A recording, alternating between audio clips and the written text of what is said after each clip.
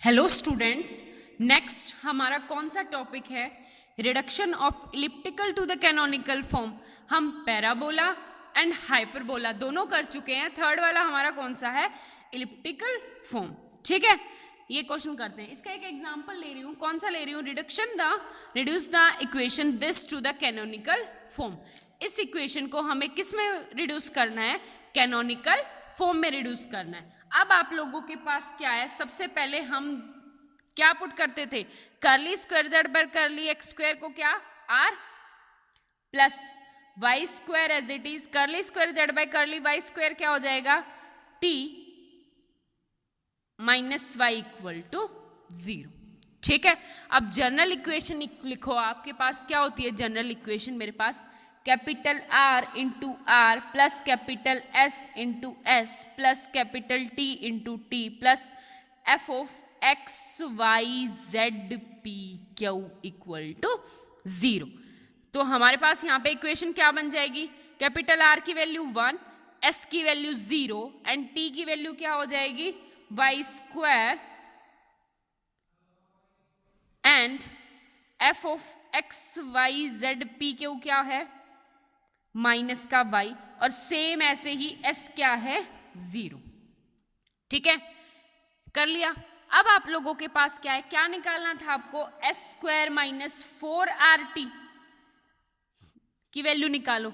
इसकी वैल्यू निकालेंगे तो क्या होगी? माइनस का 4y स्क्वायर, और y स्क्वायर हमेशा पॉजिटिव क्वांटिटी मतलब लेस देन 0, और जब भी s square minus RT less than 0 हो तो इसका मतलब क्या बनेगा? इलिप्स। आगे बात समझ में? अब हमारा है कौन सा? Step second. स्टेप सेकंड जाओ। स्टेप सेकंड क्या था?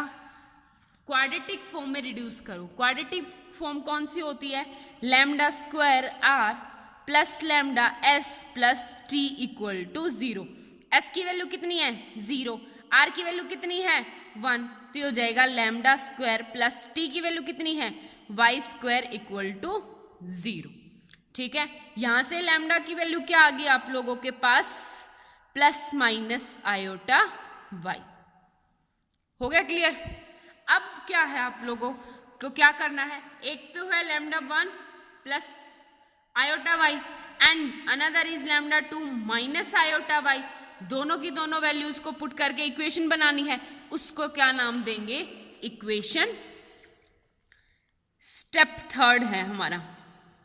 ठीक है, इसको लेके इक्वेशंस बनाओ। इक्वेशन कैसे बनेगी? dy by D X plus lambda 1 equal to 0 same as it is dy by D X plus lambda 2 equal to 0। लैम्डा की वैल्यू पुट करोगे तो dy by D X plus iota y equal to 0 same as it is dy by D X minus iota y by 0। ठीक है, थोड़ा सा simplification करके क्या बन गया? dy by y plus iota d x equal to 0। यहाँ पे क्या हो जाएगा? D y by y minus iota d x equal to 0। ठीक है, अब इंटीग्रेशन करना है। इंटीग्रेशन करोगे तो क्या हो गया? यहाँ पे log of y plus iota x equal to c1 and यहाँ पे क्या हो गया मेरा? log of y minus iota x equal to c2। आगे बात समझ में? दोनों तरफ इंटीग्रेशन करना है और कुछ नहीं करना। अब आप लोगों के पास नेक्स्ट स्टेप क्या था? हमारा नेक्स्ट स्टेप फोर्थ था। u क्या हो जाएगा? u equal to log of y plus iota x same as it is v क्या हो जाएगा? log of y minus iota x। ठीक है, आगे बात समझ में? अगर तुम यहाँ पे देखोगे तो u क्या है? Alpha plus iota beta and v क्या है? Alpha minus iota beta. ये दोनों फंक्शन एक दूसरे के क्या है? Complex conjugate. कॉम्प्लेक्स कंजुगेट का मतलब होता है अगर मैं इसका मोड फंक्शन लूँ तो या इसके ऊपर मोड वैल्यू लगाऊं तो प्लस का क्या हो गया? माइनस। आयोटा के आगे माइनस लग जाता है। आगे बात समझ में? तो अब क्या लेना है? जो हमें P Q R S T values find करनी है वो किस फॉर्म में करनी है? अल्फा बीटा फॉर्म में करनी है।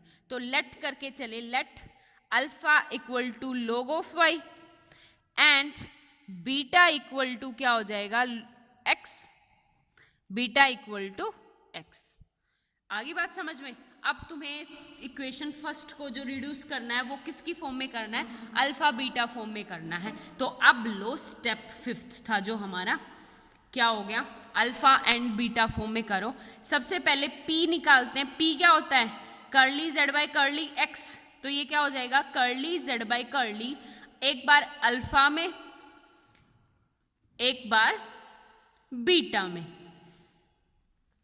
Curly beta upon curly x. आगे बात समझ में। तो यहाँ पे कर्ली अल्फा बाय एक्स कितना हो गया 0, बीटा बाय एक्स कितना है 1। तो ये हो जाएगा पी की वैल्यू क्या हो जाएगी, curly Z by curly beta.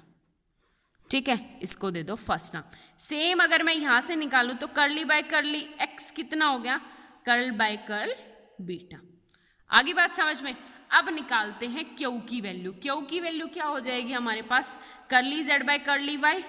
ये क्या हो गया हमारे पास, curly Z by curly alpha into curly alpha by curly Y plus curly Z by curly beta into curly beta by curly Y.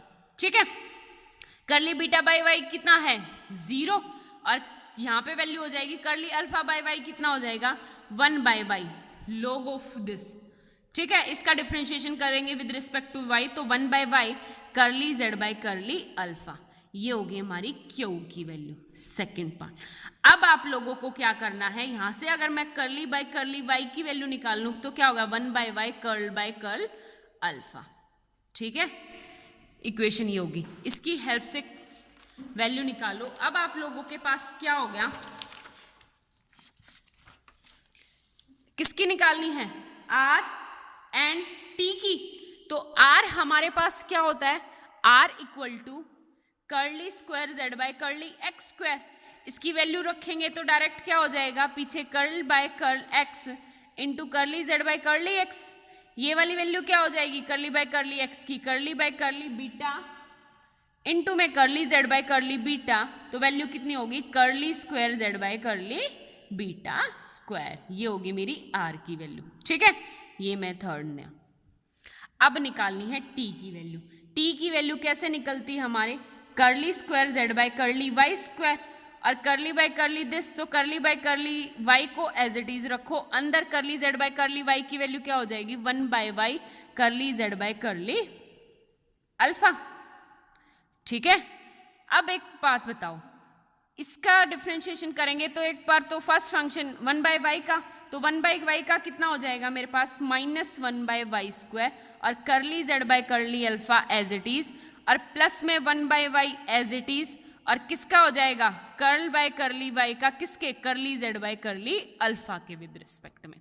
ठीक है, तो पीछे जो इक्वेशन निकाली थी हमने ये वाली, कर्ली बाय कर्ल वाई की अल्फा के विद रिस्पेक्ट में वैल्यू रखेंगे तो ये हो गया मेरा -1 by y square curly Z by curly alpha plus 1 by y as it is, और इसकी वैल्यू रखेंगे तो क्या होगी 1 by curly alpha into curly Z by curly alpha. ठीक है, अब मल्टीप्लाई करवा दो, 1 by y square curly Z by curly alpha, T की वैल्यू होगी plus 1 by y square curly square Z by curly alpha square. हो गया clear. अब दोनों की दोनों वैल्यूज उठा के कहां पुट करनी है आप लोगों को, इक्वेशन फर्स्ट में। तो using value of r and t in equation first. ठीक है, तो पुट करो, हमारे पास क्या हो जाएगा, आर की वैल्यू क्या है, curly square Z by curly beta square plus Y square curly square Z by curly y square की वैल्यू कितनी हो जाएगी हमारे पास -1 by y square plus 1 by y square curly Z by curly alpha into curly square Z by curly alpha square equal to y. ठीक है, ये है। यहां से तुम देखोगे तो वाई स्क्वायर से वाई स्क्वायर कट जाएगा, क्या बन गया, curly square Z by curly beta square minus curly Z by curly alpha plus curly square Z by curly alpha square equal to y. हो गया। देखो अल्फा बीटा सब कुछ ठीक है, लेकिन यहाँ पे y की टर्म आ गई तो y को रिड्यूस करना है। अब आप लोगों को पता है क्या है, log of y equal to alpha था, ठीक है, तो दोनों तरफ एक्सपोनेंट लेंगे तो क्या हो गया, y इक्वल टू ई की पावर अल्फा। अब इसमें वैल्यू पुट कर दो तो आपके पास क्या होगा, curly square Z by curly beta square minus curly Z by curly alpha plus curly square Z by curly alpha square equal to E की पावर अल्फा।